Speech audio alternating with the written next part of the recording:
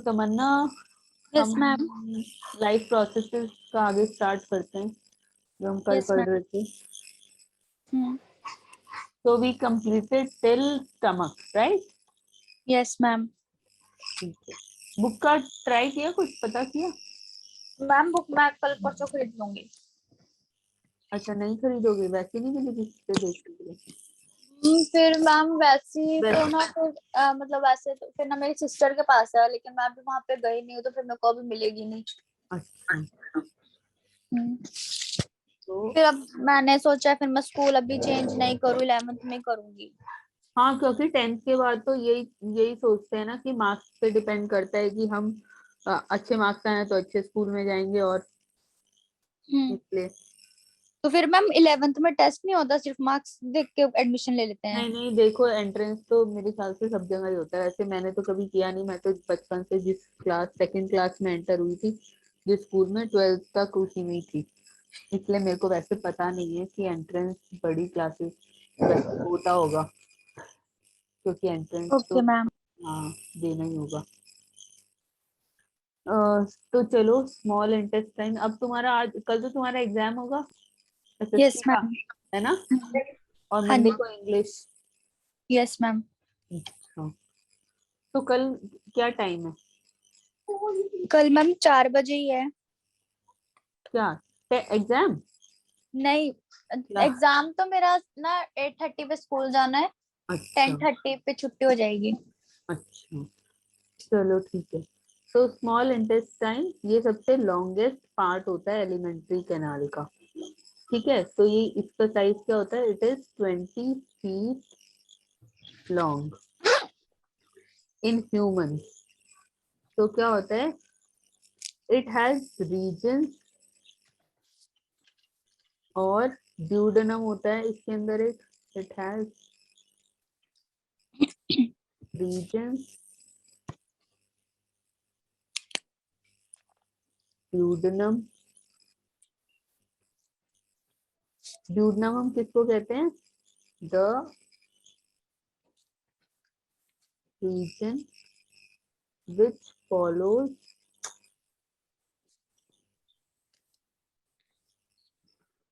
which follows stomach। उसके बाद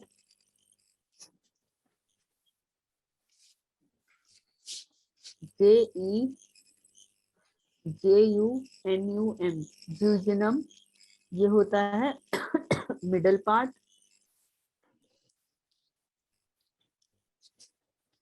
middle part and ileum the latter part. Latter part. अब ये तीन जो रीजन थे ना, ये इसके बाद सेकंड ये और थर्ड ये तीन रीजन थे स्मॉल इंटेस्टाइन के। ठीक ओके है, मैम। और फिर इसके बाद इलियम के बाद ये लार्ज इंटेस्टाइन स्टार्ट हो जाता है फिर। तो इसका जो इंटरनल सरफेस है, the internal surface of small intestine, internal surface of small intestine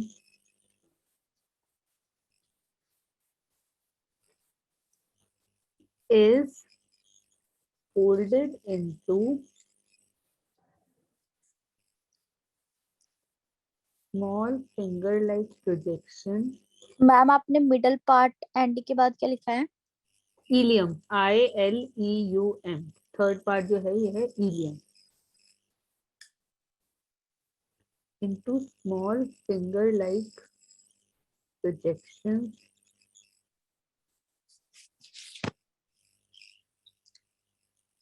called, ये भी एक नंबर के क्वेश्चन में आ जाता है कभी कभी कि विल्लाई क्या होता है। इसको विल्लाई कहते हैं। जो हमारा जैसे इंटेस्टाइन है हमारी स्मॉल इंटेस्टाइन, तो इसका जो इंटरनल है ना, इंटरनल इसमें स्मॉल फिंगर लाइक प्रोजेक्शंस होती हैं। तो ओके। इसको कहते हैं हम विल्लाई। What is विल्लाई? यहाँ तक लिख लो, फिर आगे लिखते हैं।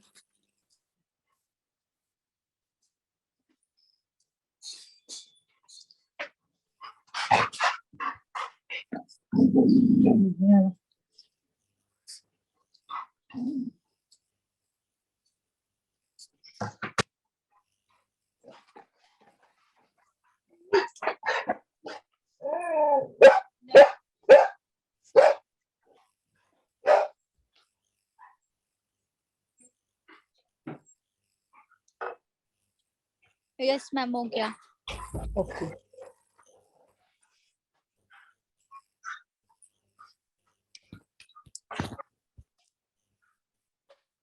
so next is a common pancreatic duct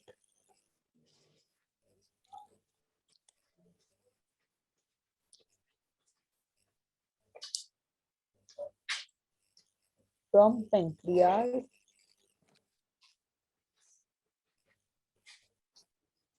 and liver, एक कॉमन डक्ट जो pancreatic duct from pancreas and liver from liver, ये कॉमन डक्ट होती है, मतलब जो इन दो जगह से एक डक्ट बन रही है, इन दो जगह से जो आ रही है पेंक्रियास से और लिवर से, तो इट ओपन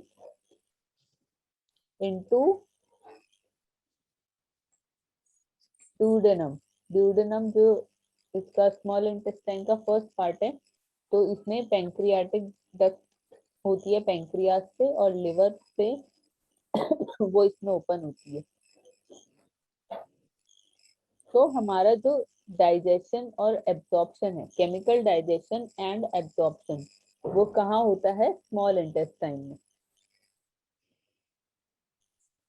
राइट? किसका डायग्राम ऐसे ही होता है, ये आउटसाइड तो लार्ज इंटेस्टाइन होती है और इंटरनल जो होती है, इसलिए मैं चाह रही थी कि तुम्हारे पास बुक हो तो तुम्हारे पास ये डायग्राम्स होंगे, ठीक है? ये वाली तो हमारी स्मॉल इंटेस्टाइन होती है और ये बाहर वाली हमारी लार्ज। तो अब लार्ज इंटेस्टाइन के बारे में पढ़ते हैं।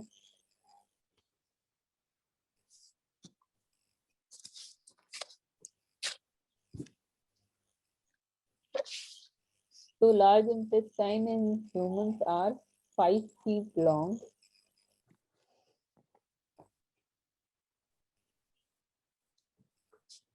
तो इसके 2 रीजन्स होते हैं। पहला तो होता है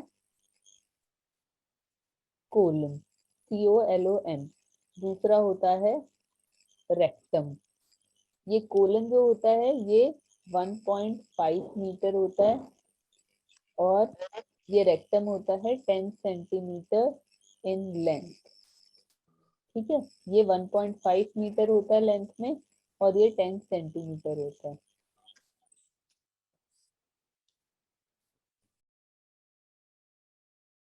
तो जो रीजन आफ्टर, जो the region of large intestine after ileum, ileum last part था उसका स्मॉल इंटेस्टाइन का, तो उसके बाद जो रीजन स्टार्ट होता है उसको कहते हैं हम कोलन।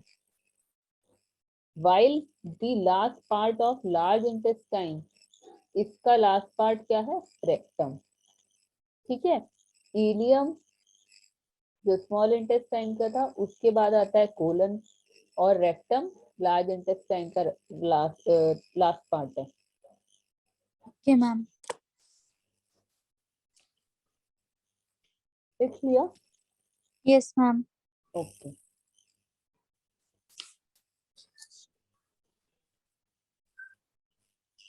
तो at the base of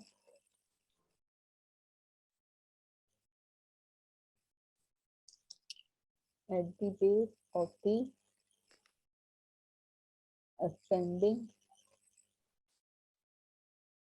colon, a small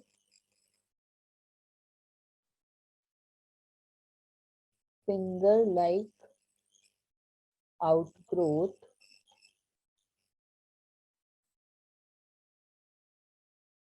is seen, तो इसको हम क्या बोलते हैं? अपेंडिक्स।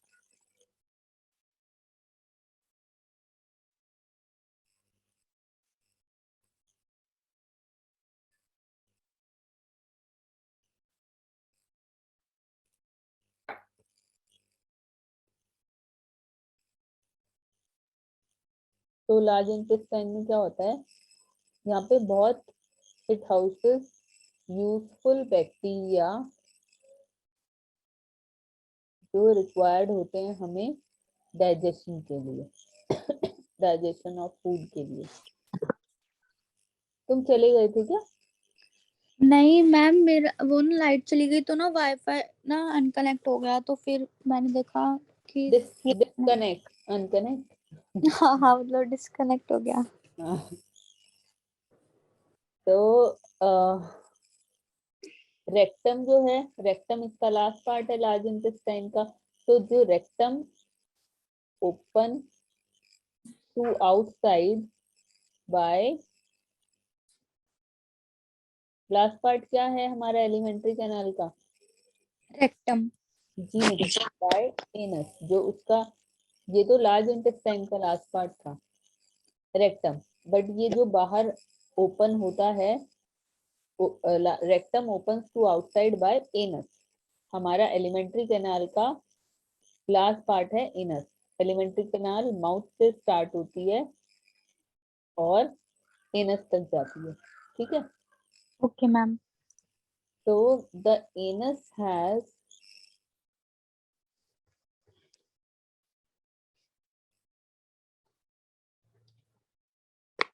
internal and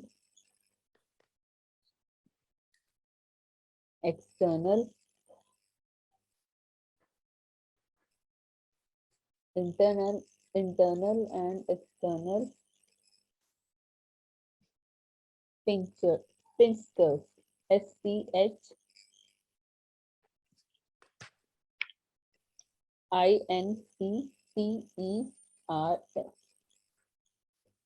ये कंप्लीट कर लो तो बताना।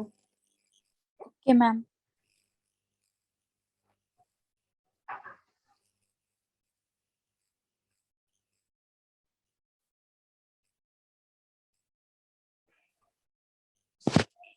यस मैम, हो गया। इसके बाद हम पढ़ते हैं पेरिस्टालिसिस के बारे में।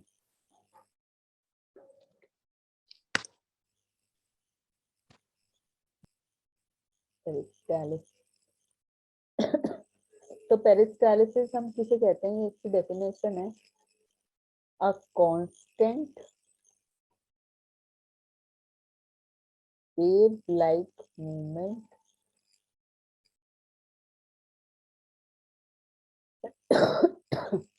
of the elementary canal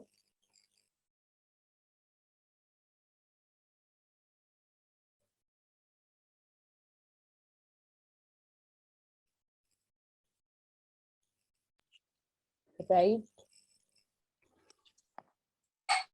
from the esophagus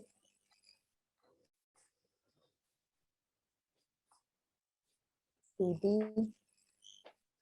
small intestine, ठीक है। अब पेरिस्टालिसिस क्या होता है, जो हमारे फूड को माउथ से लेके स्मॉल इंटेस्टाइन तक जो पहुंचाता है, मतलब कि हमारा फूड ऐसे ही ट्रैवल नहीं करता है। पेरिस्टालिसिस एक कांस्टेंट वेव होती है, वेव लाइक मूवमेंट होती है of the alimentary canal right from the oesophagus to small intestine. तो इसको बोलते हैं पेरिस्टालिसिस। Okay ma'am. तो जो मसल्स प्रेजेंट होती हैं, muscles present in the wall of alimentary canal, जो मसल्स प्रेजेंट होती हैं वो रिस्पॉन्सिबल होती हैं पेरिस्टालिसिस के लिए, राइट। कोई ऐसा तो है नहीं कोई मशीन लगी हुई है हमारे अंदर, सिर्फ वो वेव है, जो वो मसल्स हैं जो मूव करती हैं फूड को ईसोफेगस से स्मॉल इंटेस्टाइन तक, ठीक है। Okay ma'am. तो इसके बाद ये हो गया यहाँ तक, यस मैम।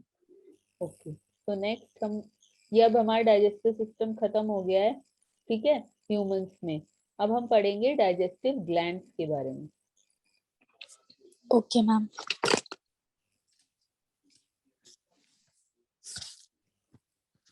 तो हमें पता है कि बहुत सारे ग्लैंड्स होते हैं जो प्रोड्यूस करते हैं डाइजेस्टिव जूसेस, जिसकी हेल्प से डाइजेशन होती है फूड की। तो एनी आइडिया कि क्या क्या क्या क्या ग्लैंड्स होते हैं, कोई आइडिया? मतलब क्या बताना है इसमें? देखो, जैसे हमारे मुंह में खाना जाता है, हमने माउथ में रखा, तो सबसे पहला काम होता है सैलिवरी ग्लैंड्स का। वो हाँ। क्या करते हैं, खाने को वो ब्रेक डाउन करते हैं। हम्म ठीक है, उसके बाद आता है नेक्स्ट हमारा गैस्ट्रिक ग्लैंड। अभी मैं इन सब के बारे में बताऊंगी। गैस्ट्रिक ग्लैंड, देन थर्ड हमारा आता है लिवर, फोर्थ है गैल ब्लैडर, देन नेक्स्ट है पेंक्रियाज। तो ये हैं कुछ नाम। ठीक है, अब सैलिवरी ग्लैंड्स में क्या होता है? सैलिवरी ग्लैंड सिक्रीट करता है सलाइवा, जो इनिशिएट करता है डाइजेशन को इन द माउथ, राइट? अगर सलाइवा नहीं होगा हमारी मुंह में तो क्या होगा? तो मैम फिर हम जिंदा नहीं रहेंगे। हाँ करेक्ट, हम जिंदा नहीं होंगे। और जब तक हम जिंदा हैं तो हमारे मुंह में सलाइवा है, और सलाइवा यस मैम। हेल्प करता है डाइजेशन को स्टार्ट करने में। जो इनिशिएट करता है, जो पहला फूड को जो ग्लैंड मिलता है, वो सैलिवरी बस ग्लैंड रहेगा। से सलाइवा मिलता है। ठीक है, ओके उसके मैम। बाद गैस्ट्रिक ग्लैंड्स कहाँ प्रेजेंट होते हैं? Gastric glands are present in the wall of stomach, wall of stomach. तो ये क्या सिक्रीट करते हैं? ये तो सैलिवरी ग्लैंड सिक्रीट करता है सलाइवा, गैस्ट्रिक ग्लैंड सिक्रीट करते हैं hydrochloric acid and enzyme, कार्बो। Enzyme pepsin. ठीक ओके है, मैम। HCl और पेप्सिन, ये दो सिक्रीट करते हैं गैस्ट्रिक ग्लैंड। उसके बाद लिवर क्या सिक्रीट करता है? Liver secrete bile.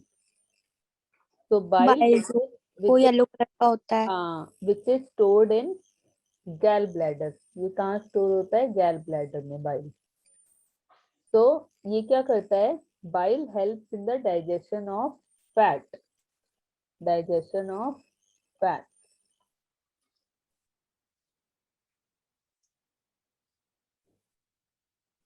उसके बाद पेंक्रियाज जो है, pancreas secrete many digestive enzymes, and इसका जो सिक्रीशन होता है उसको हम बोलते हैं pancreatic juice.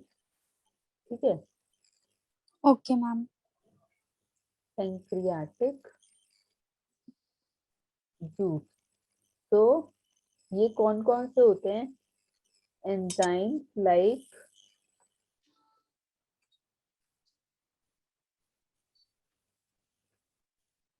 Trypsin,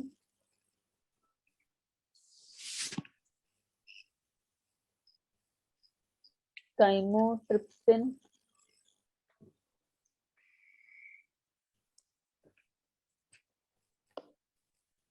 lipase, amylase, ये सब कहाँ प्रेजेंट होते हैं? पेंक्रियाटिक जूस में।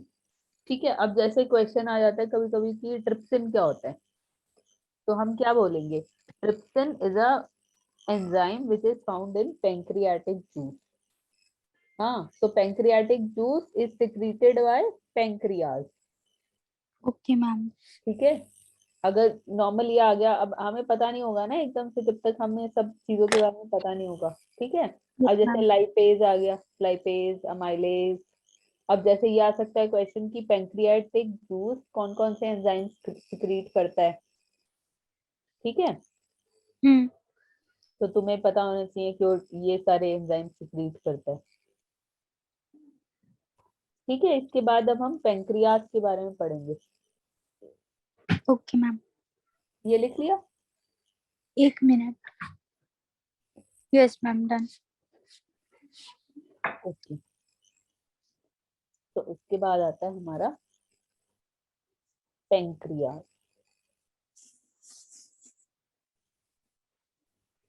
तो पेंक्रियास क्या होता है? अब pancreas is a long flat gland present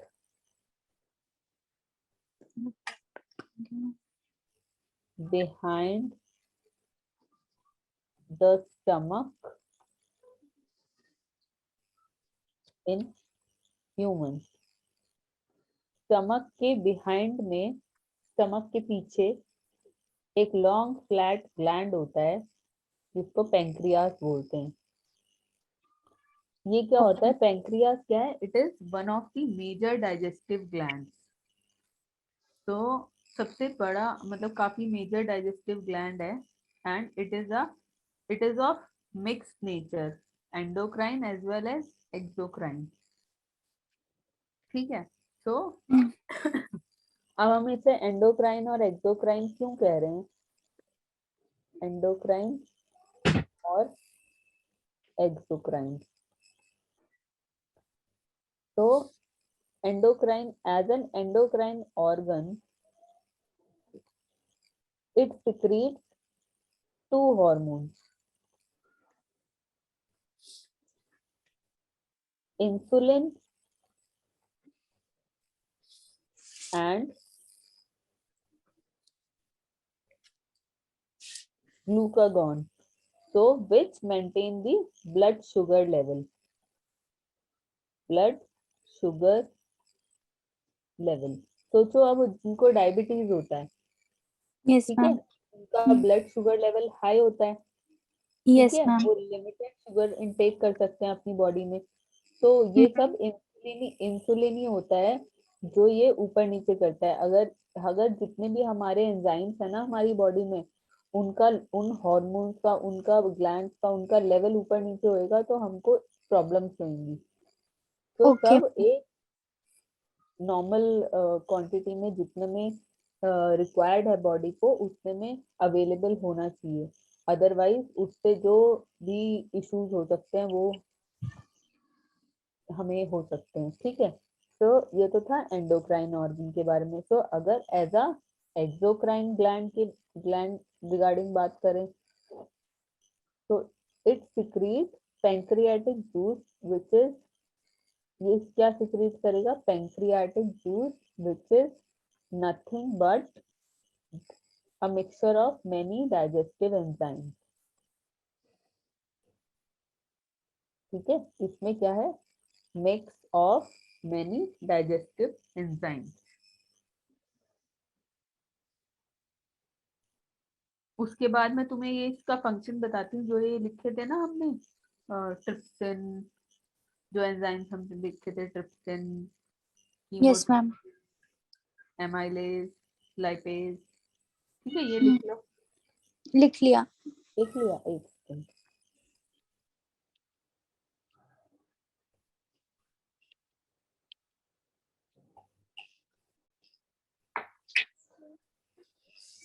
तो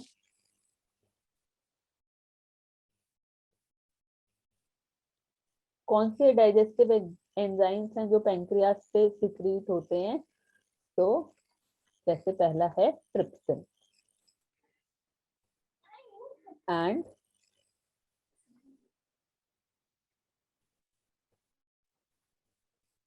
कीमोट्रिप्सिन।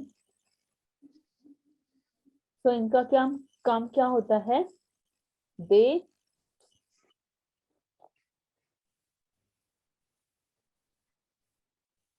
डाइजेस्ट प्रोटीन, जो हमें खाने से प्रोटीन मिल रहा है ना, वो ये डाइजेस्ट करते हैं। उसके बाद जो अमाइलेज, अमाइलेज क्या करता है? Amylase which digest the starch content of the food.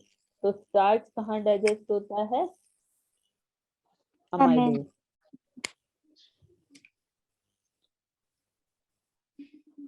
उसके बाद लाइपेज, लाइपेज का क्या काम होता है? Are the pancreatic enzyme that helps in the digestion of fats, fats के डाइजेशन में। Okay ma'am.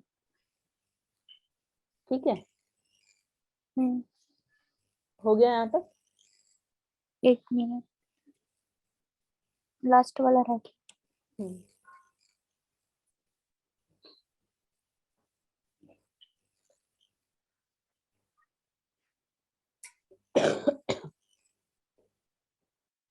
यस मैम, हो गया। ओके, तो हमारा डाइजेशन ह्यूमंस वाला कंप्लीट है। इसके बाद आती है हमारे, हम न्यूट्रिशन के बारे में बात करते हैं ना, पैरासिटिक और सेप्रोफाइटिक, तो ऐसे ही यस। होता है होलोजोइक न्यूट्रिशन। तो अब हमने क्या नाम है, न्यूट्रिशन इन अमीबा पढ़ा था, nutrition in paramecium and nutrition in human, right?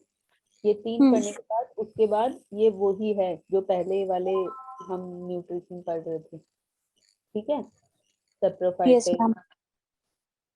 Saprophytic और कौन सा था? सेप्रोफाइटिक के बाद क्या बोला था मैंने? Saprophytic, parasitic. पैरासिटिक, और थर्ड है होलोजोइक। तो होलोजोइक में क्या होता है? The mode of nutrition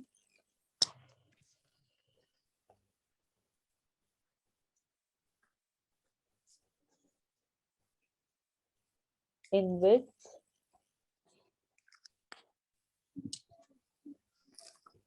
animals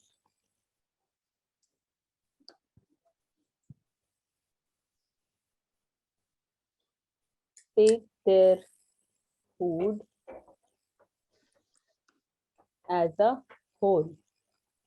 ठीक है, जब एनिमल्स, अब एनिमल्स ऐसा नहीं है कि हम एलिफेंट की बात कर रहे हैं या किसी बड़े एलिफेंट की बात कर रहे हैं। ये जो छोटे छोटे जितने जो भी हैं, ये क्या करते हैं, पूरा अपना जो फूड है उसको पूरे को इनगल्फ कर लेते हैं एक बारी में, अपनी बॉडी में ले जाते हैं। अब जैसे तुमने अमीबा को देखा था जो हमने कल पढ़ा था, तो यस मैम। अमीबा क्या कर रहा था कि वो फूड को एक बार में ले गया था बॉडी के फूड अंदर। को एक बार में ले गया अपने अंदर, है ना? ऐसा नहीं हम्म। कि थोड़ा थोड़ा खा रहा है। तो इस मोड ऑफ न्यूट्रिशन को हम क्या कहते हैं? Holozoic nutrition. Okay ma'am. ठीक है, होलोजोइक न्यूट्रिशन में भी क्या होता है, जो फूड होता है पासेस थ्रू 5 स्टेप्स। 5 स्टेप्स कौन से लिखाए थे मैंने? फूड के डाइजेशन में कौन कौन से लिखाए थे? सबसे पहले माउथ में जाता है तो क्या होता है? इंजेक्शन। Injection, very good. उसके बाद क्या होता है उसके नेक्स्ट? बाद उसके बाद digestion. Digestion, very good. Third? उसके बाद था देख लो तुम, एक था एसिमिलेशन। वो बाद में आएगा, पहले एब्जॉर्प्शन और फिर आएगा एसिमिलेशन, एसिमिलेशन। और लास्ट क्या है? Injection. Injection, injection. Ejection, ejection. ठीक है, हम्म। तो अब हम पढ़ते हैं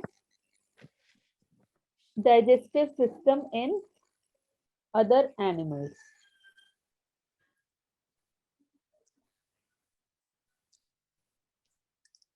मैम अब हम एनिमल्स में पढ़ रहे हैं ना डाइजेस्टिव सिस्टम का।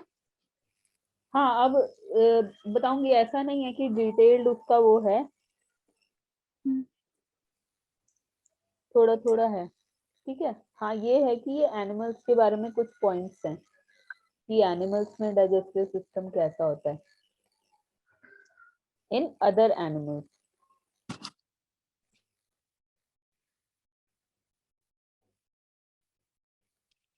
तो डाइजेस्टिव सिस्टम जो है वो डिफरेंट एनिमल्स में वेरी करता है, स्ट्रक्चर में और फंक्शन में। ठीक है, तो the structure of digestive system depends on the food habits of the animal. तो लाइक एलिमेंट्री कैनाल हर्बीवोर में क्या होगा? Alimentary canal in herbivores is long as the cellulose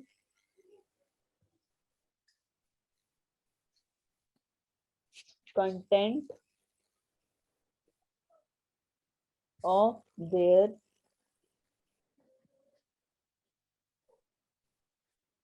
plant-based diet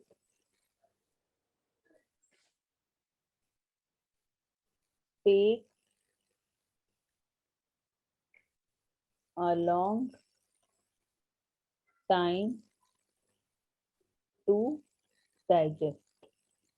ठीक है, अब जो हर्बीवोर्स होते हैं, राइट, हर्बीवोर्स वो होते हैं एनिमल्स जो सिर्फ प्लांट प्रोडक्ट्स ही खाएंगे. हाँ, plant yes eating ma'am. Animals, plant eating animals होते हैं ये. तो इनका क्या होता है, इनका ये डाइजेशन लॉन्ग चलता है, क्योंकि जो प्लांट बेस्ड डाइट होती है वो लॉन्ग टाइम लेती है डाइजेस्ट करने में. ठीक है. On the other hand carnivorous में क्या होता है, कार्निवोरस एनिमल्स जो होते हैं इनका, वो सिर्फ प्लांट्स खाते हैं. कार्निवोरस, हर्बीवोरस सिर्फ प्लांट्स खाते हैं, कार्निवोरस, हाँ, वो फ्लैश मीट खाते हैं. हाँ, तो कार्निवोरस जो होते हैं उनका कंपैरेटिवली टू हर्बीवोरस कम होता है डाइजेशन टाइम, बिकॉज ये जैसे मीट जो होता है वो डाइजेस्टेड फास्टर, ये मीट जल्दी डाइजेस्ट होता है इसलिए, तो इसमें शॉर्टर होता है डाइजेशन और इसमें लॉन्गर होता है. ठीक है.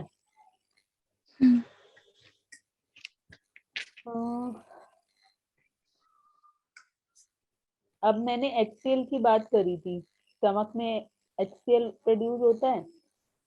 हाँ. हाँ, तो मैं थोड़ा सा बता देती हूँ, ऐसी लिखने की. HCl acid is secreted in stomach, right? Yes ma'am. By the gastric gland, right?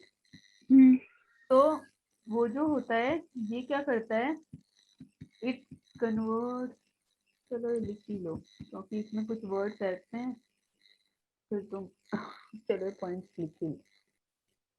Role of HCl. Ma'am इसमें ब्लड प्रेशर के बारे में भी बताएंगे ना? ब्लड प्रेशर के बारे में तो पता नहीं, अभी तो चैप्टर चल रहा है. ब्लड प्रेशर के बारे में अभी तक तो नहीं था, अभी तो डाइजेशन ही चल रहा है. क्यों पूछ रहे हो ब्लड प्रेशर के बारे में? क्योंकि मैम इसमें दिया हुआ है, किसने दिया हुआ है? ये वाले चैप्टर में. तुम्हें कैसे पता? मैं, जो मेरी सिस्टर है ना, मैंने उसको बोला था कि ये वाले चैप्टर की PDF बना के मुझे सेंड कर दे, तो मैंने देखा था. अच्छा, इसमें देखो अभी हमारा जो इसके बाद टॉपिक्स हैं, रोल ऑफ ये HCl, फिर हेटरोट्रॉफिक न्यूट्रिशन स्टार्ट हो जाएगी. अभी तक ये ऑटोट्रॉफिक वाले में था. ठीक है, उसके बाद ये हेटरोट्रॉफिक न्यूट्रिशन, इसके अंदर ग्लैंडुलर एपिथेलियम है उसके बारे में, विल्लाई और माइक्रोविल्लाई, जो स्मॉल इंटेस्टाइन में विल्लाई होता है ना, उसके बारे में. फिर लिवर के बारे में इंफॉर्मेशन, डाइजेस्टिव जूसेस, फिर वाटर एब्जॉर्प्शन कैसे होता है लार्ज इंटेस्टाइन में, फिर रेस्पिरेशन कैसे होती है, फिर ह्यूमंस में कैसे होती है रेस्पिरेशन का प्रोसेस सारा. उसके बाद इनहेलेशन एक्सहेलेशन के बारे में, डिफ्यूजन के बारे में, सेलुलर रेस्पिरेशन के बारे में, एरोबिक और एनारोबिक रेस्पिरेशन के बारे में, मसल्स में रेस्पिरेशन कैसे होती है, ATP क्या होता है प्लांट्स में रेस्पिरेशन, और हमें लंग्स क्यों चाहिए होती हैं, why do we need lungs, फिर ट्रांसपोर्टेशन कैसा होता है ह्यूमंस में. ठीक है, हार्ट के बारे में सब कुछ, ब्लड वेसल्स के बारे में, आर्टरीज, वेन्स, फिर आएगा ब्लड प्रेशर. हाँ, blood pressure, bleeding, double circulation, और फिर ट्रांसपोर्टेशन इन प्लांट्स. ठीक है, फिर ट्रांसलोकेशन क्या होता है, जाइलम क्या होता है, root pressure, transport of water. ये चैप्टर तो पता नहीं सदियों ले लेगा फिर खत्म. अभी फिर किडनी, नेफ्रॉन, किडनी जो होती हैं, नेफ्रॉन जो होता है इसको वो, याद करते करते तो सब भूल जाएंगे। हाँ, हीमोडायलिसिस, एक्सक्रीशन कैसे होता है प्लांट में, हाँ, खत्म।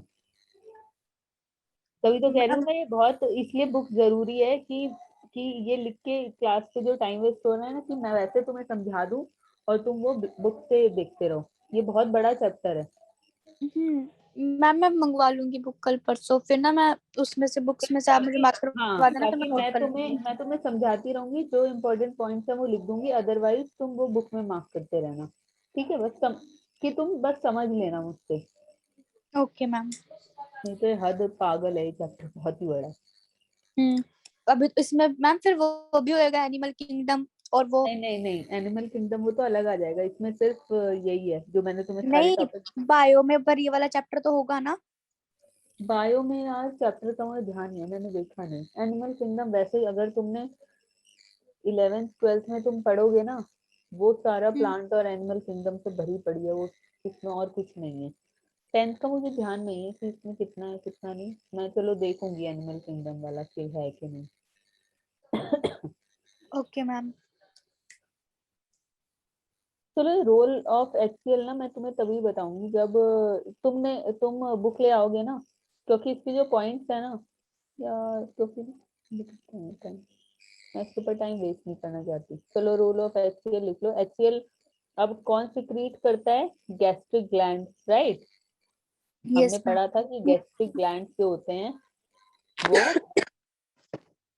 क्या क्या था, एक तो एचसीएल, कहाँ गया वो,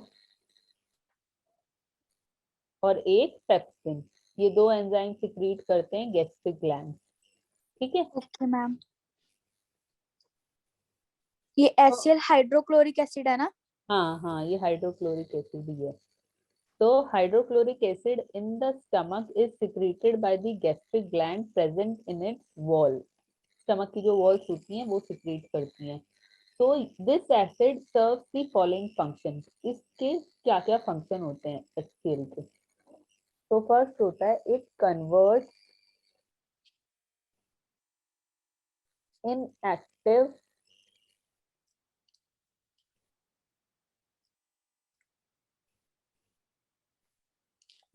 pepsinogen and prorennin into active pepsin and rennin. Second इसका फंक्शन है, it provide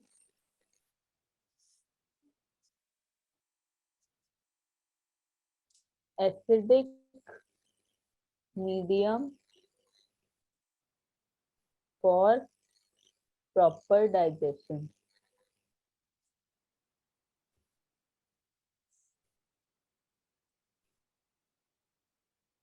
third, it kills bacteria that entered through, अब बैक्टीरिया कहाँ से एंटर्ड होंगे? फूड से, राइट। एंटर्ड थ्रू फूड, उनको मार देता है उन बैक्टीरिया को। Next, it prevent it prevent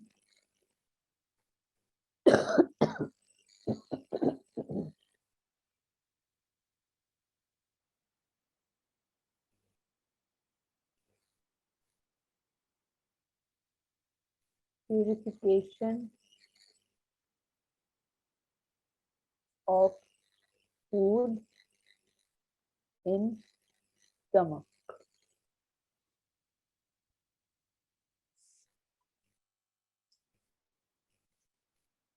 बताना तब पेज टर्न लिख करूंगी। लिया। लिख लिया। तो इसके बाद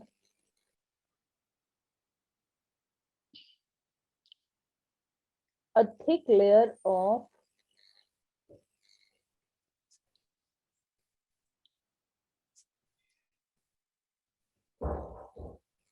mucus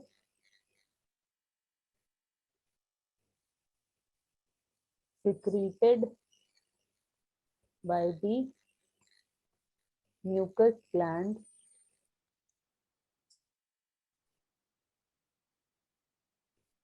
of the stomach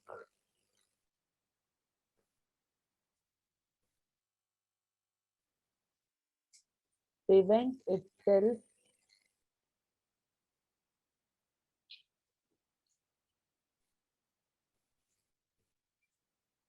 from the action of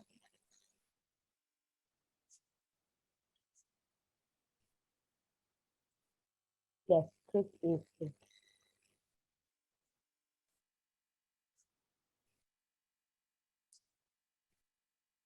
And excess acid, अगर excess acid होगा it damages gastric mucosa.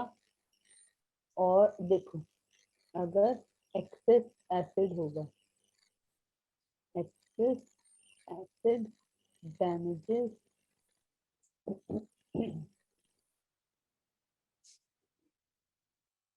gastric mucosa and causes gastric and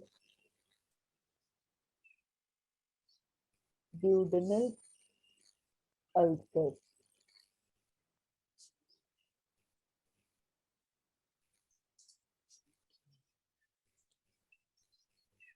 yes ma'am हो गया. हो गया.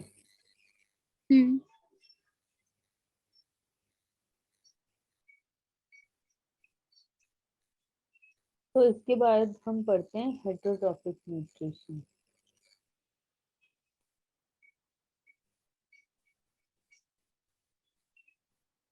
हेटरोट्रॉफिक न्यूट्रिशन क्या था? स्टार्टिंग में पढ़ा था. यस मैम, वो अपना खाना खुद नहीं बनाते, दूसरों पे डिपेंड हाँ. रहते हैं. Right. When an organism depends on others for food, so such mode of nutrition is heterotrophic nutrition. तो ये जो होते हैं हेटरोट्रॉफ, ये डिपेंड करते हैं ऑटोट्रॉफ पे, right? Yes ma'am. So these organisms depend on autotrophs for nutritional requirements. So herbivores कौन होते हैं? जो सिर्फ प्लांट्स खाते हैं. Right. Animals which eat plants as their food. तो उनको कहते हैं herbivores. और animals which eat other animals as their food, वो carnivores. तो जो हाँ, तो जो हमने holozoic, saprophytic and parasitic nutrition पढ़ा था are all types of heterotrophic nutrition. ठीक है, ये तीन जो हमने पढ़े थे. हाँ, holozoic,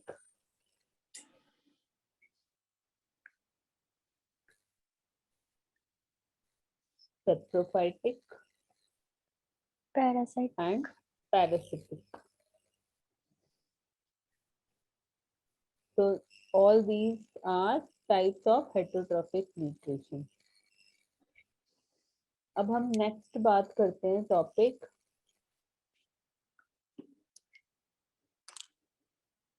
ग्लैंडुलर एपिथेलियम. तो ग्लैंडुलर एपिथेलियम क्या होता है? बहुत सारे many small glands present in the inner layer of the stomach and intestine takes part in the digestion of food. तो जो इनर लाइनिंग होती है स्टमक की और इंटेस्टाइन की, वहां पर क्या होते हैं? बहुत सारे स्मॉल ग्लैंड्स होते हैं. Small glands are present. So these glands are present in the, ये कहाँ प्रेजेंट होते हैं? In the epithelial lining of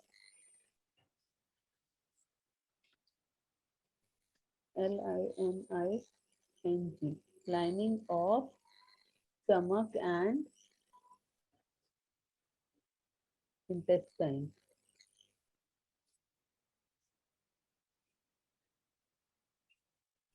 लिख लिया यहाँ तक? Yes ma'am. तो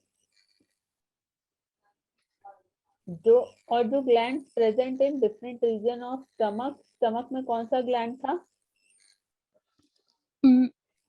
वो वाला क्या नाम था उसका? जी से?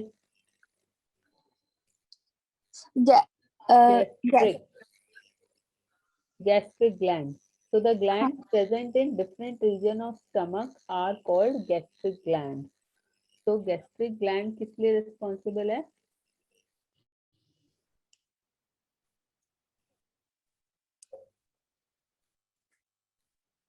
So they are responsible for the secretion of mucus, HCl, hydrochloric acid, and enzymes like pepsinogen.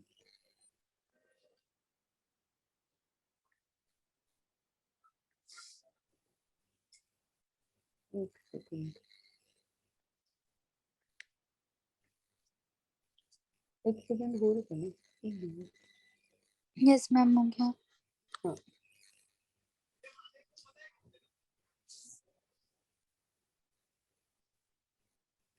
तो जो ग्लैंड प्रेजेंट होते हैं एपिथेलियल, मैंने बोला था ना, epithelial lining of small intestine. अगर स्मॉल इंटेस्टाइन की एपिथेलियल लाइनिंग में जो ग्लैंड प्रेजेंट होंगे तो वो क्या होंगे? Intestinal gland. उनको हम इंटेस्टाइनल ग्लैंड कहेंगे। अब ओके और मैम। जो, हाँ, तो ये किस लिए होते हैं? Glands of small intestine are responsible for secretion of intestinal juices.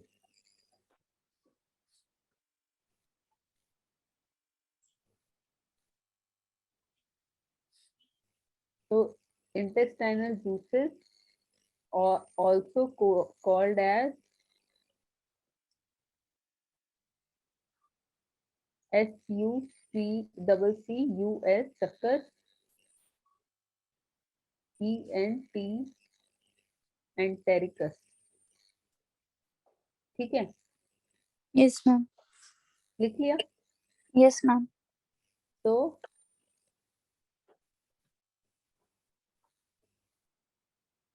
intestinal juice completes the digestion started by pancreatic juice. जो पेंक्रियाज में पेंक्रियाटिक जूस जो ये डाइजेशन स्टार्ट करता है वो इंटेस्टाइनल जूस कंप्लीट करता है। तो जो लार्ज इंटेस्टाइन में ग्लैंड्स होते हैं वो किस लिए होते हैं? Are associated with absorption of water and electrolytes. Absorption of water हमारा कहाँ होता है? लार्ज इंटेस्टाइन में। Okay ma'am.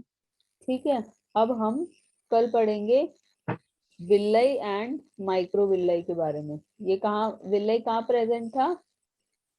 विल्लाई वहां उसमें क्या था वो? हाँ बताओ क्या था?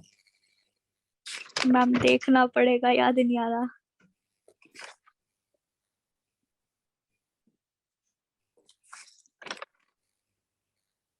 देखो, यस देख के भी इतना टाइम लग रहा है। मैम, वो मिल नहीं रहा। स्मॉल इंटेस्टाइन की इनर लाइनिंग, ओके मैम। हाँ, में विल्लाई प्रेजेंट होता है। ये क्वेश्चन आ जाता है 1 नंबर के में कि विल्लाई कहाँ होता है, व्हाट इज विल्लाई। ठीक है, तो कल पढ़ेंगे इसके बारे में। कल सैटरडे है, इस वीक हमारी कोई क्लास तो नहीं मिस हुई थी ना? No ma'am. ठीक है, फिर कल क्लास होगी 4 बजे। ठीक है, चलो, okay, bye. Bye.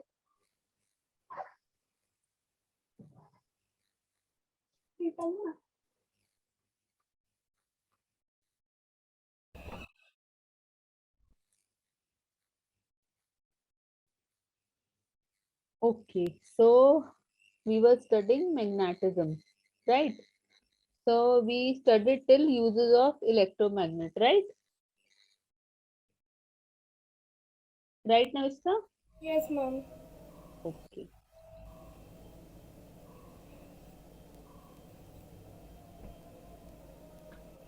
So next is demagnetizing a magnet.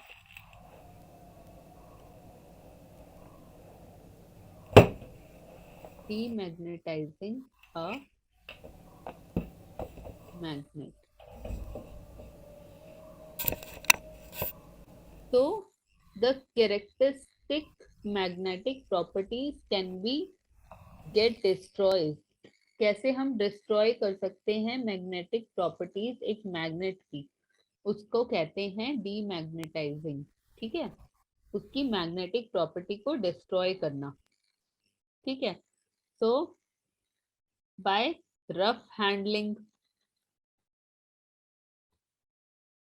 rough handling, then second, heating at very high temperature,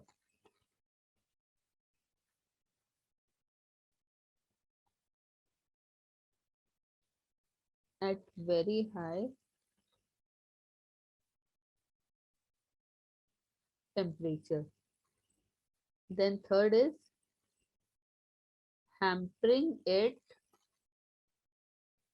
hammering, sorry, not hampering,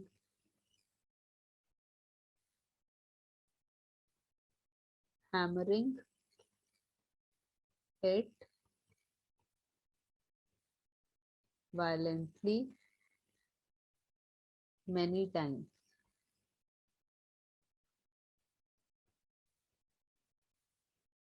And fourth is dropping it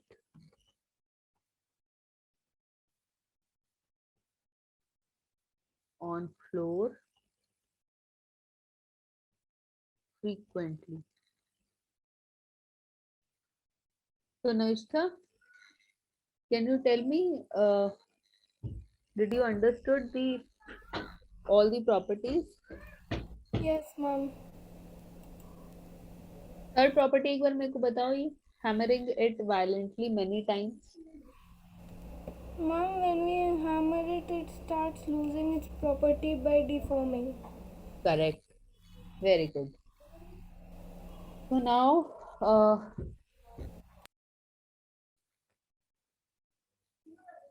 next topic is storage of magnet.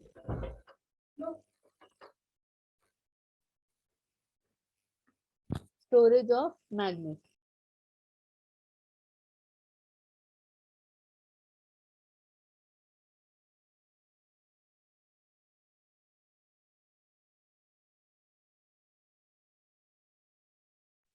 So storage of magnet.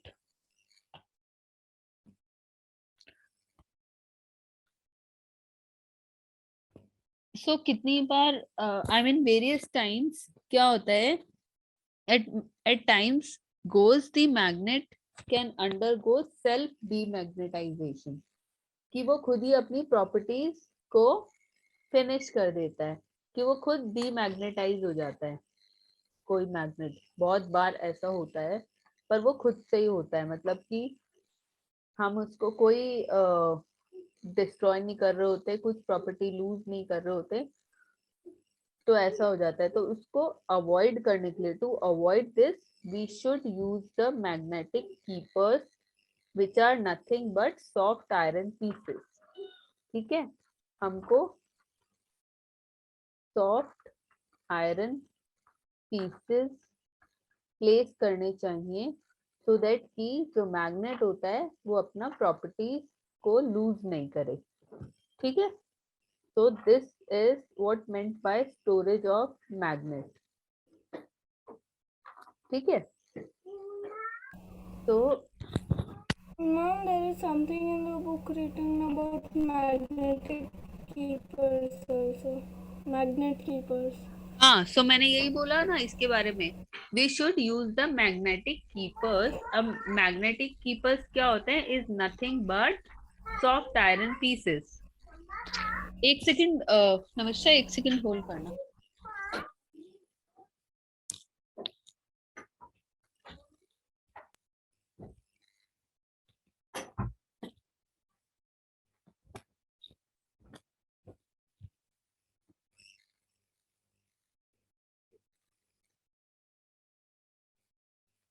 Are you understood, नमस्कार?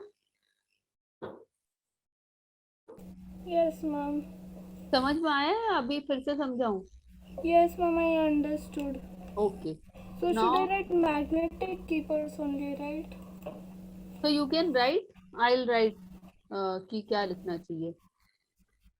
We should use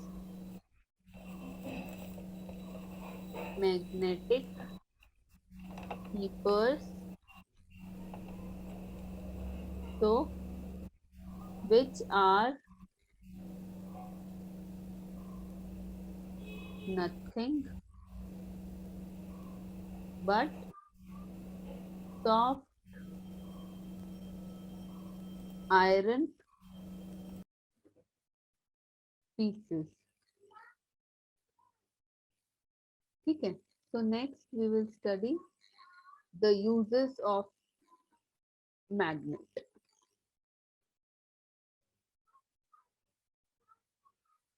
Navishna, I was telling you yesterday to send me the topics which are not with me. तो Ma'am? मैंने आपको कल बोला था कि आप मेरे को टॉपिक सेंड कर देना जो बच गया इस चैप्टर में. No, ma'am, ये demagnetizing ही बचा अभी. यूजेस बचा है बस, Yes, ma'am. और कुछ नहीं है ना इस चैप्टर में. और कुछ नहीं फिर है. हम इसके क्वेश्चन, ये यूजेस करने के बाद इसके क्वेश्चन आंसर स्टार्ट करते हैं इस चैप्टर से. ठीक है. Okay, ma'am. Okay. So uses of magnet in magnetic compass. Magnetic compass में मैग्नेट का नीड होता है. Soap and pencil stand and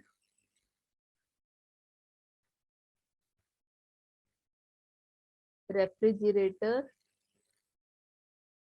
doors. ठीक है. ये बताना मुझे. I would turn the page. Let me know when you complete this.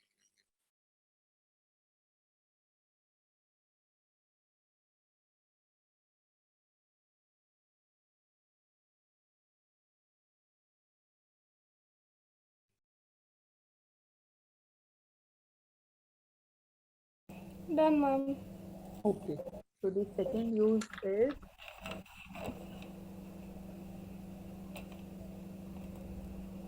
in cycle dynamos, then loudspeakers, electrical motors,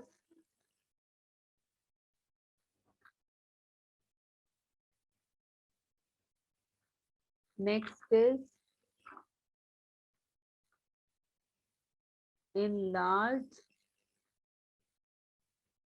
computers, ceramic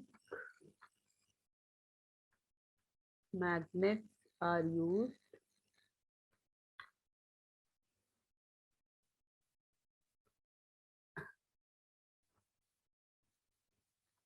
Next, in case of tape and video recorder,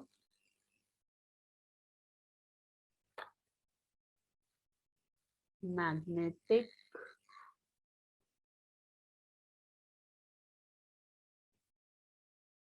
papers are used. And the last is in construction of toys,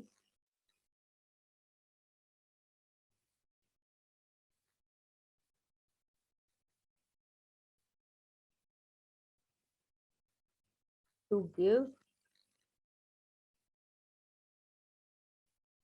magnetic effect.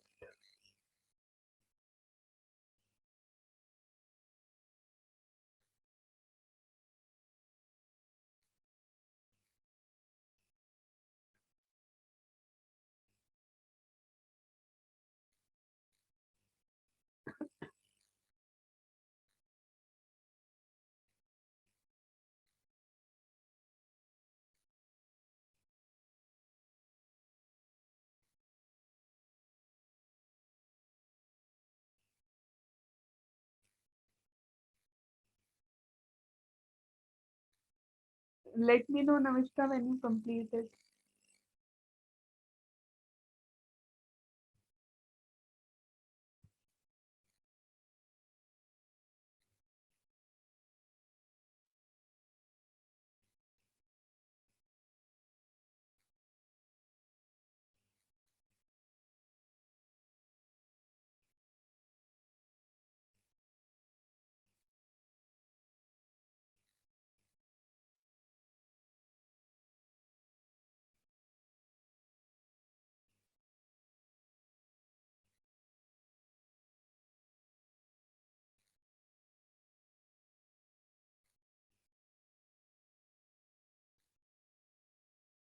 Done, ma'am.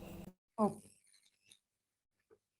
So now we start with the question answers of this chapter. So first is true and false. So I'm not writing, just listen to me. If you find it difficult, then I'll write. So first is artificial magnets are weaker than the natural magnets. Is it true or false? Artificial magnets are weaker than natural magnets. False. False, correct. Artificial magnets are stronger than natural magnets. Very good. So next is poles of a magnet cannot be separated.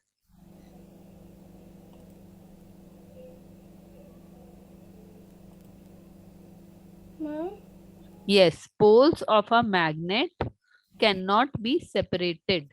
Is it true or false? Ma'am, true. True right, क्योंकि हमारे पास चाहे हम कितना भी break कर लें magnet को, the poles exist, right. So next is next true and false is a magnet can attract only a magnetic substance. Ma'am, can you repeat it again? A magnet can attract only a magnetic substance. Correct, ma'am, true. True, right. Next is a magnet has no effect when it is heated to a high temperature. It has an effect, ma'am. Yes, it gets demagnetized, right? Yes, ma'am. Next is permanent magnets get easily demagnetized. True. False. Permanent magnets cannot be demagnetized. The magnets which are permanent, they cannot be demagnetized. We cannot demagnetize them. Next is magnetic poles occur in pairs.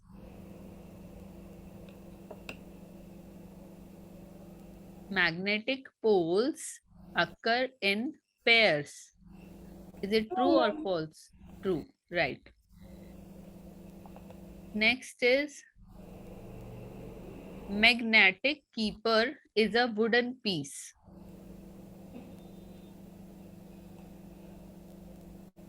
Magnetic keeper is a wooden piece. False. Magnetic keeper हमने क्या पढ़ा था? Yes, correct, false. Yes, soft iron pieces are the magnetic keepers. Next we'll start with Phillips. Okay. Okay, ma'am. So Phillips.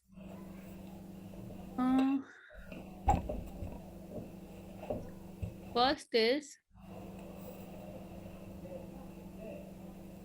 rough handling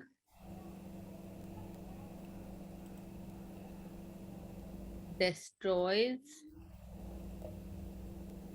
the dash properties of a magnet.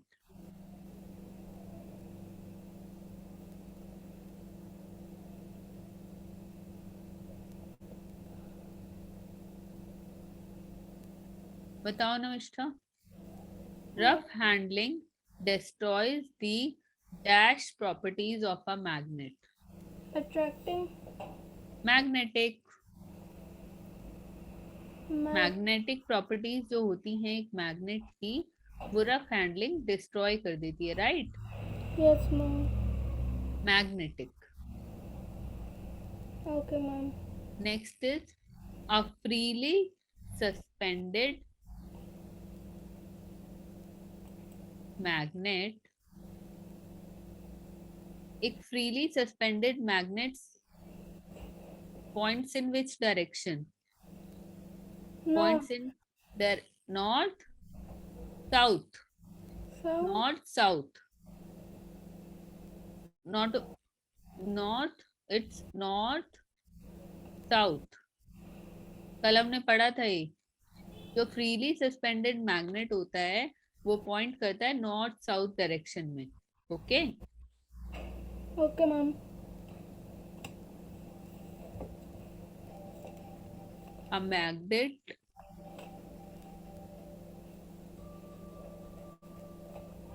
has dash poles. How many poles does a magnet have? 2. 2. So that's what I'm asking. Next is next week start with the question answers. So first question is, what is a magnet? So किसको बोलते हैं हम magnet?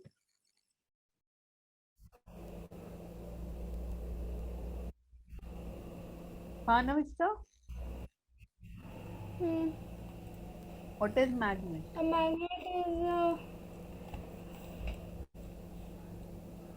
magnet is an object which attracts magnetic materials. और हम बोल सकते, हाँ ये भी हो सकता है, और ये भी कि the substance which have the property of attracting iron. ठीक है, वो सब्सटेंस जो आयरन को अट्रैक्ट कर सकता है उसको हम मैग्नेट कहते हैं. या फिर ये जो तुमने बोला कि जो सब्सटेंस में मैग्नेटिक प्रॉपर्टीज हो. ठीक है. नेक्स्ट क्वेश्चन है, next question is magnetic and non magnetic substances क्या होते हैं और उनके एग्जांपल्स.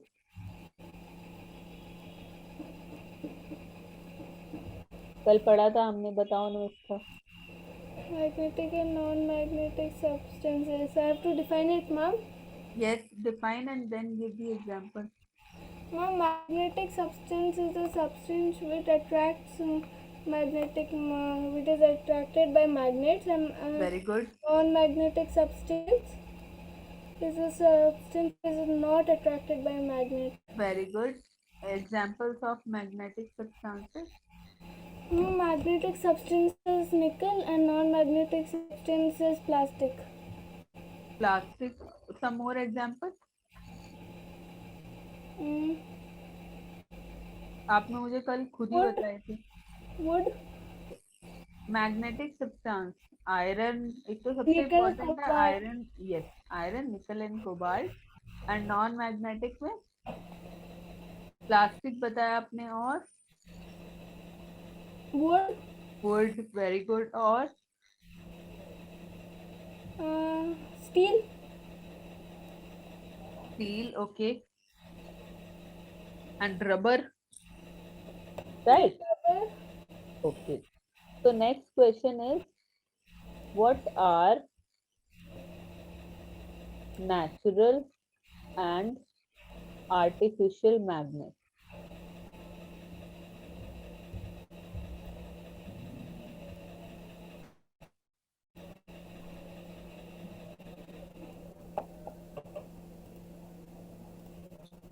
तो कैसे डिफाइन करेंगे हम इनको? Natural magnets are magnets which are found in nature. Very good. And artificial magnets are magnets which are invented by humans. Yes, which are man-made magnets, right? तो इसके एग्जाम्पल क्या होंगे? Ma'am. Natural magnet. Natural magnet is stone, lodestone. Magnetite. और artificial magnet is Magnetite. electromagnet. कल हमने पढ़ा था artificial magnet is electromagnet.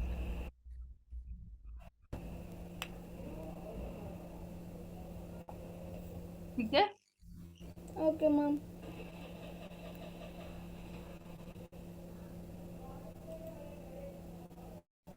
Ma'am. हाँ.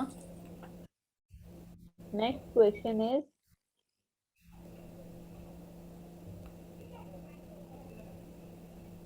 how can magnetic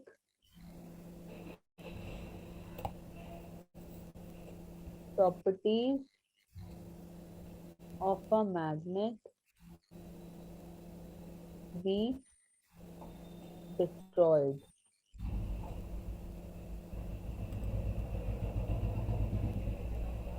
कैसे डिस्ट्रॉय कर सकते हैं मैग्नेटिक प्रॉपर्टीज मैग्नेट की?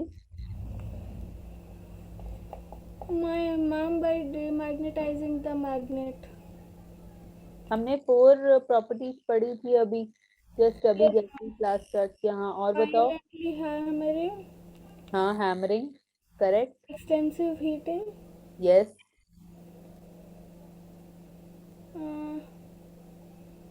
वेरी, यही. By hammering, by rough handling, by heating, right? Yes, ma'am.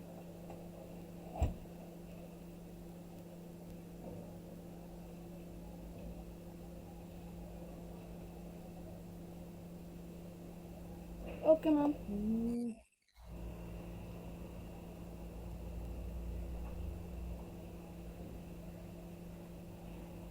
Next question is,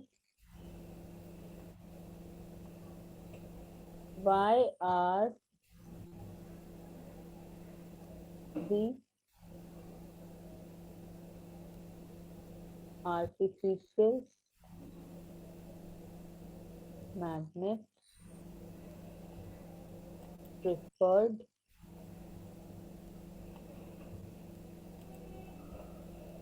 over natural magnets? तो क्यों हम आर्टिफिशियल मैग्नेट्स को प्रेफर करते हैं नेचुरल मैग्नेट्स के ऊपर? Ma'am, because they are shaped. Because They are shaped in many portable sizes. because points लिख लो तुम. बिकॉज नेचुरल मैग्नेट जो होता है, because natural magnet are weak and irregular in shape. Irregular in shape. अब वो irregular होंगे shape में, तो हमको क्या होगा? फोर्स से वो सही से अट्रैक्ट. हाँ, It will be a problem to attract to anything. Attract, right, कि जब वो irregular होंगे शेप में. ठीक है? तो इसलिए हम प्रेफर करते हैं कि artificial magnet instead of natural magnet.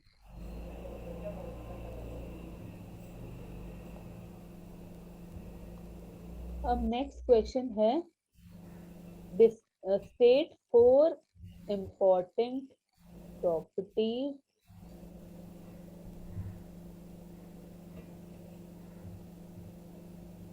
of a bar magnet.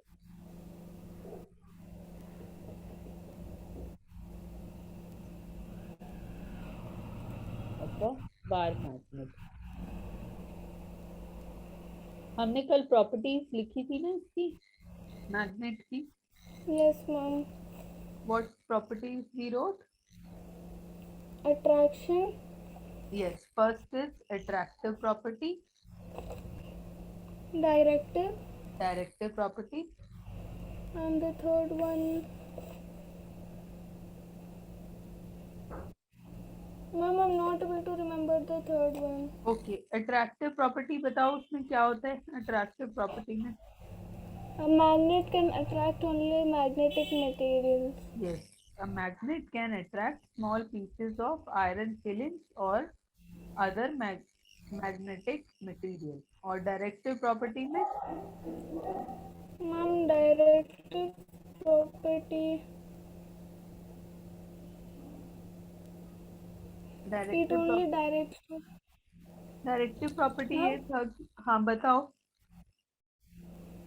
Ma'am, I'm not sure.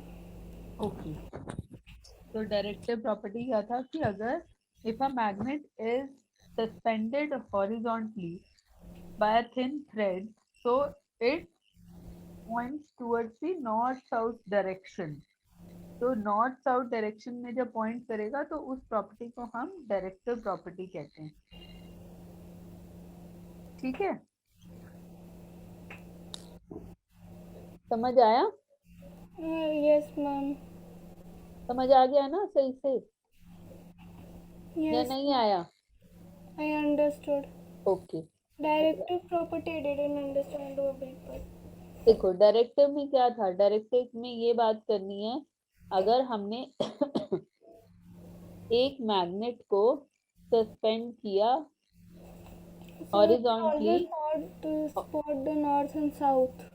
हाँ, the magnet is suspended horizontally by a thin thread, ठीक है, तो it rests always pointing towards the north south direction of the earth। ठीक है, ये अर्थ का जो north south direction है, नॉर्थ साउथ डायरेक्शन में ही पॉइंट करेगा। ये है डायरेक्टिव प्रॉपर्टी। ठीक है, Okay, ma'am. Directive property. और थर्ड क्या था? थर्ड है लाइक, कल हमने 3 ही पॉइंट लिखे थे, एक ये फोर्थ पॉइंट भी है, ये वाला हमने लिखा नहीं था। Like poles always repel each other,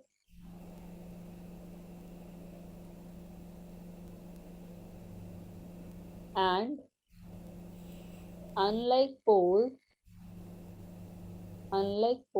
always attract each other।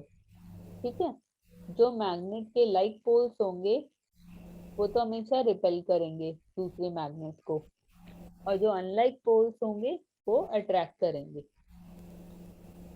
Next जो तुम कह रहे थे वो वाला याद नहीं आ रहा था, वो था poles always exist in pairs. ठीक है, कभी भी एक सिंगल पोल नहीं होगा, राइट, कि हम उसको ब्रेक करते रहते हैं, उसमें कितने भी पार्ट्स में ब्रेक कर लें दोनों पोल्स होंगे, तो वो पेयर्स में होगा हमेशा। कभी भी सिंगल पोल कभी एग्जिस्ट नहीं कर सकता।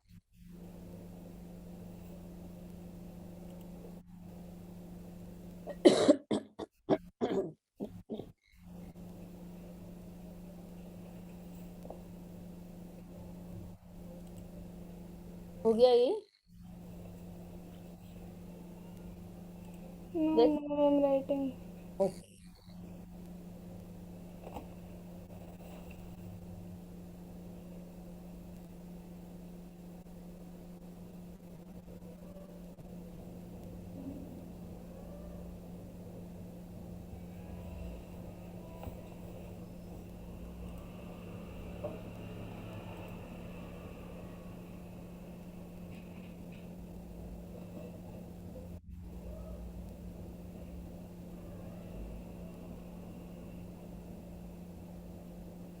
Namaste, in your book, do you have the diagram of electromagnet?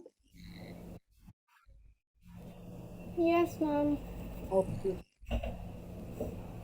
Ma'am, will we have to draw magnet diagrams in the exam? If it depends on the marks. If you have a question which carries more marks, तो ये हो कि उसको complete कर, जैसे magnet है, magnet की properties पूछी या यूजेस पूछे, तो वो बताओगे तो उसके साथ डायग्राम भी बना दो, जैसे बार मैग्नेट, और you know the diagrams of bar magnet, U shape magnet, और शुड आई टेल यू? मैं अभी बता देती हूँ तुमको, ठीक है? No, ma'am, because in biology, our ma'am said that we have to draw lots of diagrams of the body. Yes, वैसे ना in science exam, whether in physics, chemistry or bio, specifically in bio, कि क्या होता है कि when you draw diagrams, तो ये होगा कि तुम्हें प्लस मार्क्स मिल जाते हैं, कि teacher will see the diagram first, then will study what you have written. तो ये होगा कि अगर तुमने डायग्राम बनाया होगा तो तुम्हारे लिए प्लस पॉइंट है, वो तुम्हें एक्स्ट्रा मार्क्स दिला सकता है, ठीक है? इसलिए डायग्राम्स ड्रॉ कर लिया करो। मतलब ये किसी में भी है, फिजिक्स भी, केमिस्ट्री भी और बायो भी। Okay, ma'am. Should I write the next question? Yes, ma'am.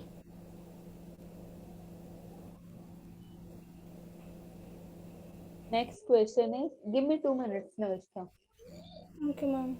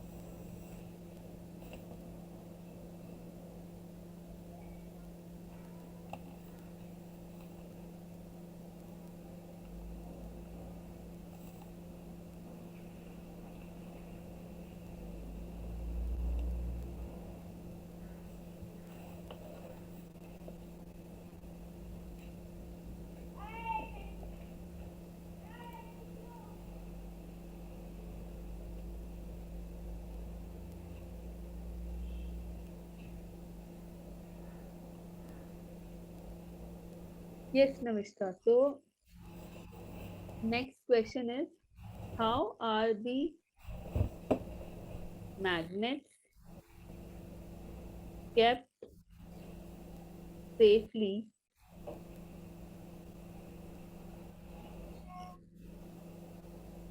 and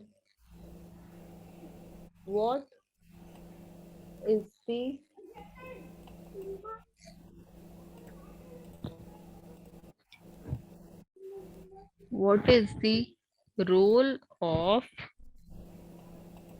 keepers in storing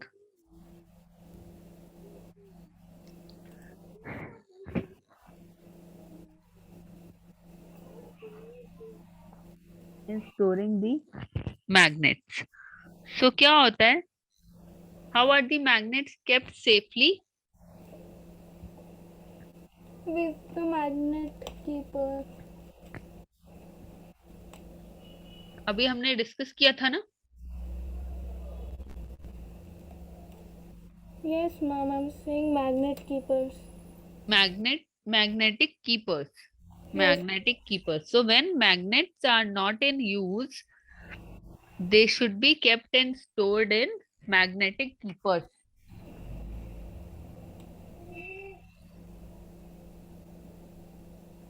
So magnetic keepers क्या होता है? They are the pieces of soft iron. ठीक है? Should I write? Okay, ma'am. You can write. Okay. This you know that how the magnets kept safely. So the magnets are when not in use, they should be kept and stored in magnetic keepers. So the magnetic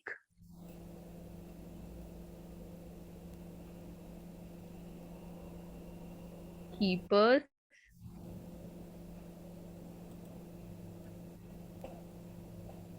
are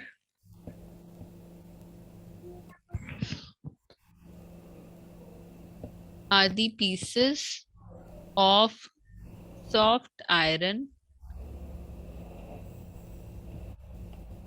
So a magnetic keeper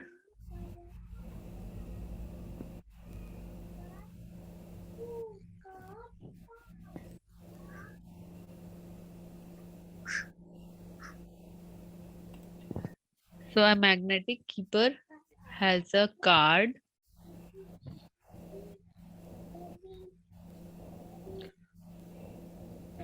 cardboard with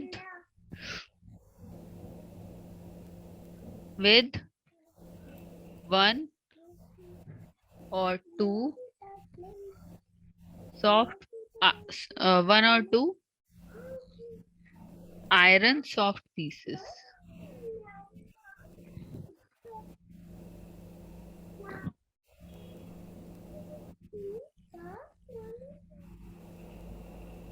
So two magnets are placed in such a way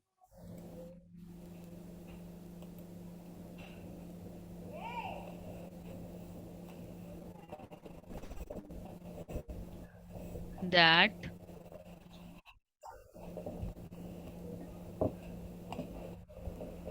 their opposite poles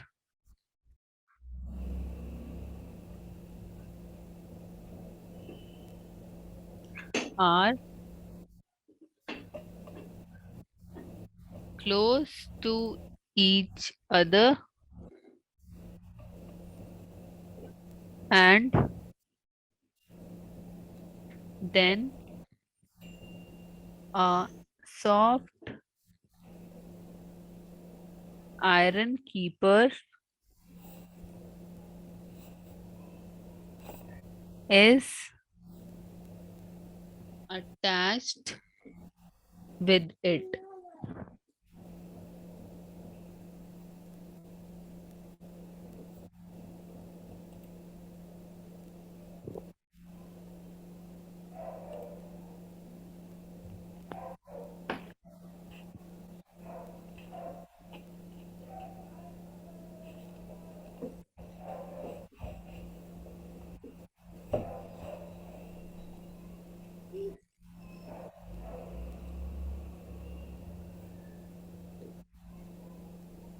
Now, Mister, do you have magnetic field also in this chapter?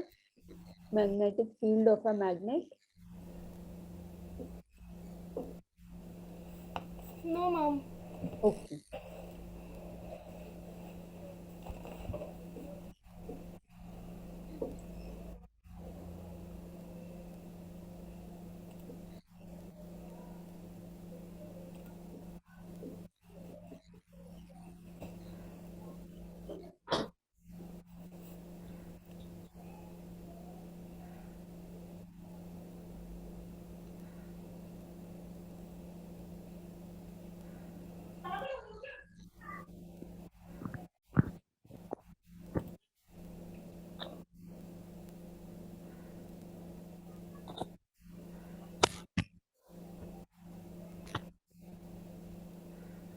Yes, now Mister completed. No, ma'am. Where are you right now? Ma'am, two magnets are placed in such Okay, a okay, way. okay.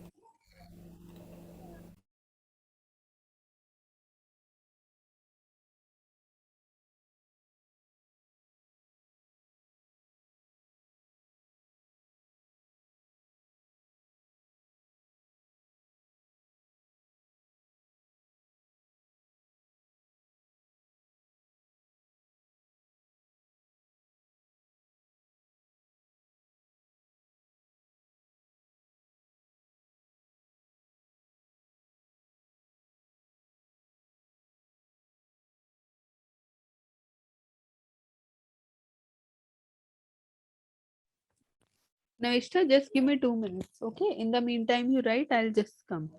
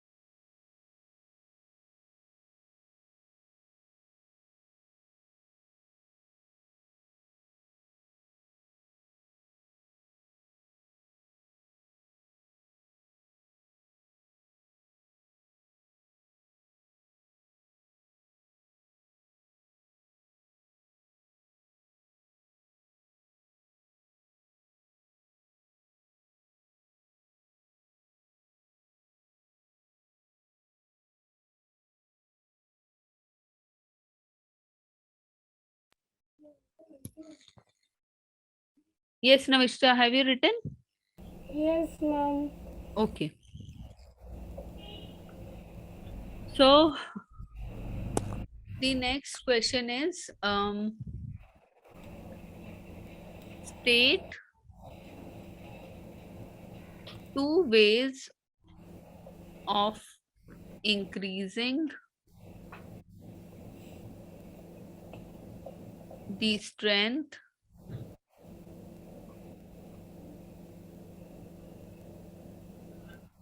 of an electromagnet. तो 2 ways हमें बताने हैं जिससे हम electromagnet की strength को increase कर सकें. First is by increasing the current in the coil, and second is by increasing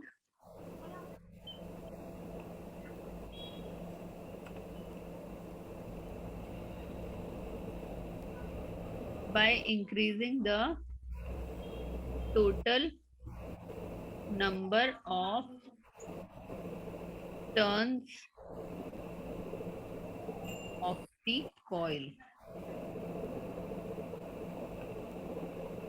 ठीक है कि एक तो हम जब करंट को और इंक्रीज कर देंगे कॉइल में, कॉइल जो हमने कॉपर वायर जो हमने प्लेस किया होता है आयरन पे, ठीक है, उसमें करंट इंक्रीज कर देंगे कॉइल में और increasing the total number of turns of the coil. ठीक है, जो कॉइल के ऊपर, इसमें डायग्राम बनाती हूँ. मैंने बताया था ना कि जैसे ये कॉइल है तो इसके ऊपर क्या है, ये हम कॉइल लगा देते हैं तो हम उसका जितना टर्न्स को इंक्रीज करेंगे तो वो भी उसका स्ट्रेंथ को इंक्रीज करेगा इलेक्ट्रोमैग्नेट. ठीक है,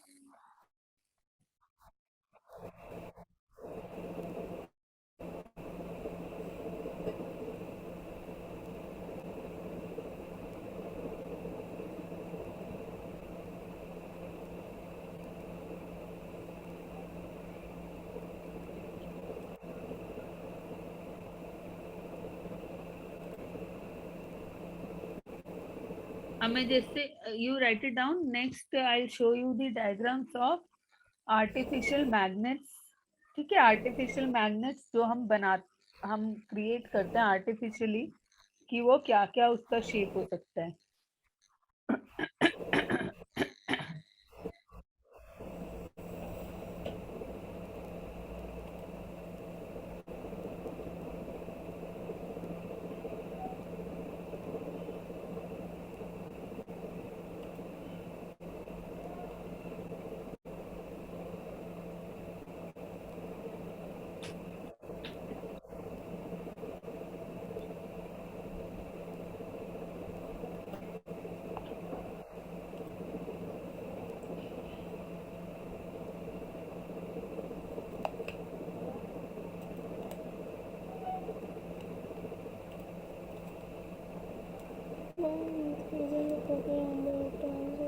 Have you written, Navishta? Yes, ma'am. Okay. I was writing the last line. Okay. Done, ma'am. Okay.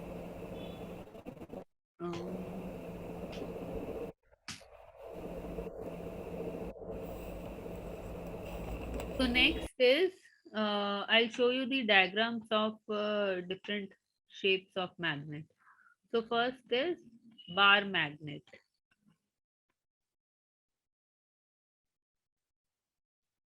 Bar magnet ये शेप का होता है, सॉरी,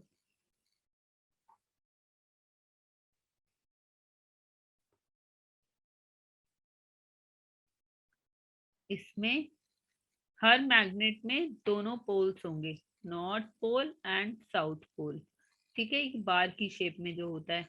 फिर सिलेंड्रिकल मैग्नेट, सिलेंड्रिकल मैग्नेट कैसे होगा, कर्व, सिलेंडर की शेप में, तो इसमें भी नॉर्थ एंड साउथ पोल्स होंगे। Then U shaped magnet, U shaped magnet कैसे होगा,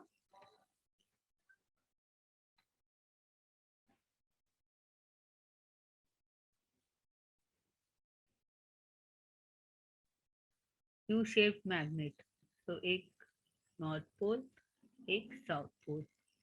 then horseshoe magnet,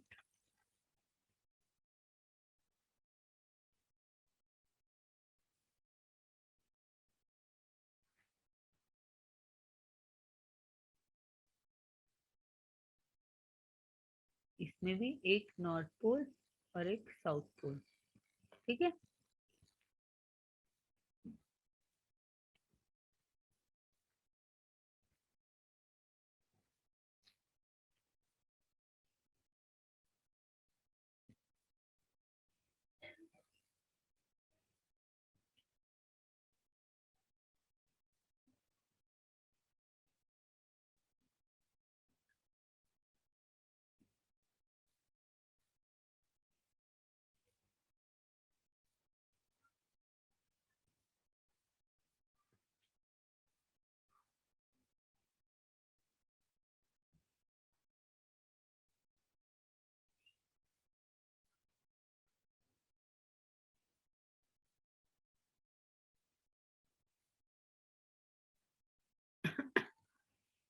Yes, Navishta, you made it.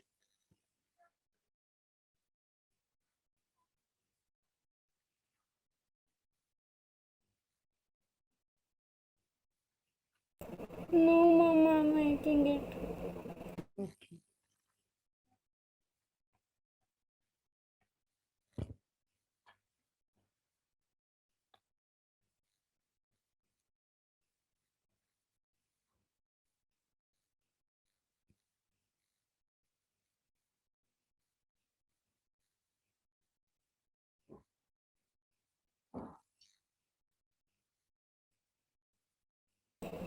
Done, ma'am. Okay. Now next question is state 3 uses of magnet. Uses of magnet हमने लिखा था ना, तो उसमें से कोई 3 यूज बताओ। Ma'am? We have written uses of magnets, right? Yes, ma'am. So what are the 3 uses of magnet? So tell any 3 uses of magnet. Ma'am, computers, large computers. Okay. Ceramic magnets are used in computers. Next. Loudspeakers. Yes, magnets are used in loudspeakers. Then dynamos, electrical motors. Appliances. Yes, third is in doorbells or refrigerators.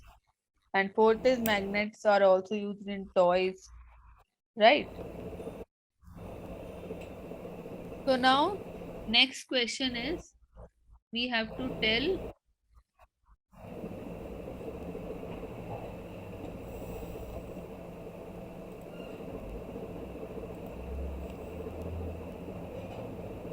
the three differences between temporary and permanent magnet.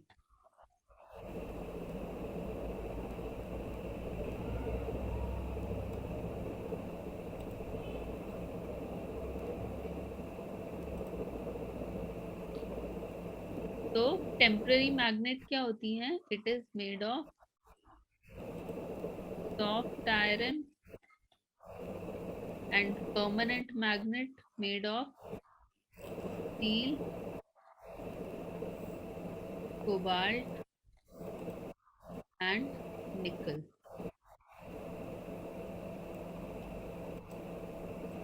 Then these magnets the magnet which loses its magnetism as soon as magnetizing force is removed away from it. क्योंकि वो temporary magnet होता है तो इसमें क्या होता है, magnetic जो उनका मैग्नेटाइजिंग फोर्स जैसे ही हटेगा तो वो अपना मैग्नेटिज्म लूज कर देंगे, जो मैग्नेट की प्रॉपर्टीज हैं वो लूज कर देंगे। और परमानेंट मैग्नेट्स क्या होता है, जो अपनी मैग्नेटिक प्रॉपर्टीज को लूज नहीं करता। ठीक है,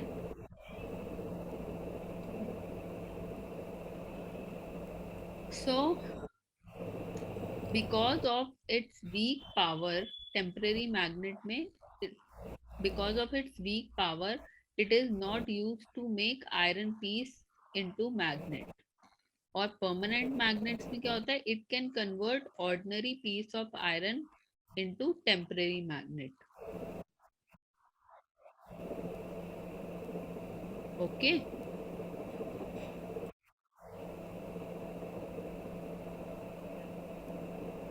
Navishta, now tell me from tomorrow you want to start maths or what?